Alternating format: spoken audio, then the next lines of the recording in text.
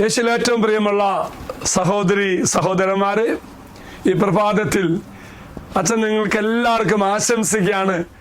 അനുഗ്രഹത്തിൻ്റെ ഒരു ദിവസമായി മാറട്ടെ. ഇന്ന് നാം ധ്യാനിക്കുന്ന വാഗ്ദത്ത വചനഭാഗം നമ്മുടെയൊക്കെ ജീവിതത്തിൻ്റെ ഒരു വലിയ സത്യമാണ് നമ്മെ ഓർമ്മപ്പെടുത്താൻ പോകുന്നത്. ജീവിതത്തിൻ്റെ നശ്വരത.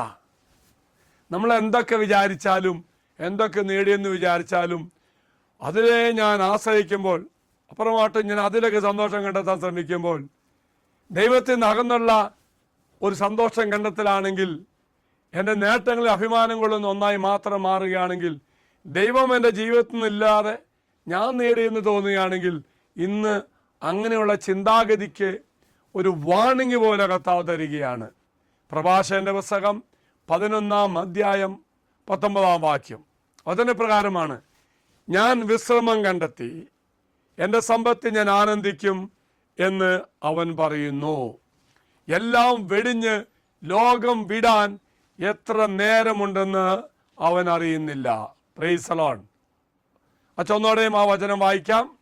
ശ്രദ്ധിക്കണമേ, പറ്റിയ അച്ഛൻ്റെ കൂടെ വായിക്കണമേ. ഞാൻ വിശ്രമം കണ്ടെത്തി, എൻ്റെ സമ്പത്തിൽ ഞാൻ ആനന്ദിക്കും എന്ന് അവൻ പറയുന്നു. എന്നാൽ എല്ലാം വെടിഞ്ഞ് ലോകം വിടാൻ എത്ര നേരമുണ്ടെന്ന് അവൻ അറിയുന്നില്ല. ഇത്രയോ സത്യമാണ് പ്രിയമുള്ളവർ. ഞാൻ അഭിമാനിക്കാം, എൻ്റെ കഴിവിൽ, എൻ്റെ സമ്പത്തിൽ, എല്ലാം എൻ്റെ സ്വാധീനത്തിൽ.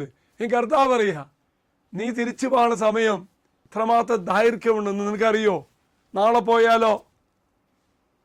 നീ സമ്പാദിച്ചതും നീ അഭിമാനിച്ച എവിടെയാ? പ്രിയമുള്ളവർ, ലൗകിക സുരക്ഷിതത്വം ക്ഷണികമാണ്.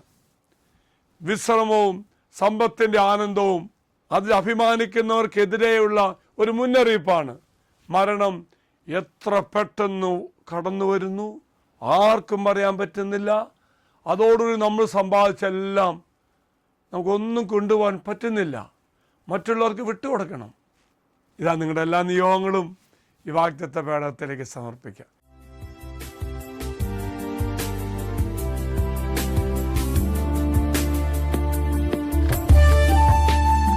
ഇത് നിങ്ങൾ സമർപ്പിച്ച നിങ്ങളുടെ എല്ലാ നിയോഗങ്ങളും അൽത്താരയിലേക്ക് അച്ഛൻ സമർപ്പിക്കുന്നു.